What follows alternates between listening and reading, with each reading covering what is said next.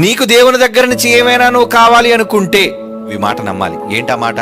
తండ్రి నాకు ఆరోగ్యం ఇయ్యి, నువ్వు అడగనవసరం లేదు. తండ్రి నాకు ఆయుష్ ఇయ్యు, అడగవలసిన పని లేదు. తండ్రి నాకు ఆర్థికపరమైన సమస్యలు ఉన్నాయి, నాకు డబ్బు ఇయ్యు, అడగనవసరం లేదు.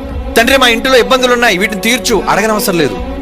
ఎప్పుడు తెలిసి అడగనవసరం లేదు. ఇదిగోండి ఈ మాట, మొదట ఆయన రాజ్యమును ఆయన నీతిని మొదట వెతకాలి. అన్నిటికంటే ఫస్ట్ ప్లేస్. అంటే నీ కుటుంబంలో నువ్వు దేవునికి ఏ స్థానం ఇస్తున్నావు? నీ వాళ్ళకి ఎక్కువ స్థానం ఇస్తున్నావు, దేవుడికి ఎక్కువ ఇస్తున్నావా?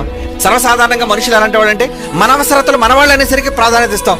గుడి దేవుడు అనేసరికి పర్లేదు, రేపు వెళ్ళొచ్చు, లేదంటే వచ్చే వారం వెళ్ళొచ్చు. కానీ దేవుడు అక్కడే చాలా జాగ్రత్తగా గమనిస్తాడు అన్నిటిని. అందుకు మనం ఏం చేయాలి? ఎప్పుడు అన్ని విషయాల్లోనూ మీరు సర్వసమృద్ధి గలవారుగా ఉండాలి అంటే ఆయన రాజ్యం, ఆయన నీతి, అంటే దేవుని పని కోసం నువ్వు మొదట వస్తే, దేవుని పని కోసం నువ్వు మొదట ఆలోచిస్తే, అప్పుడు అన్ని నీ దగ్గర ఉంటాయి. నువ్వు అడగవలసిన పని లేదు, నాకు ఇది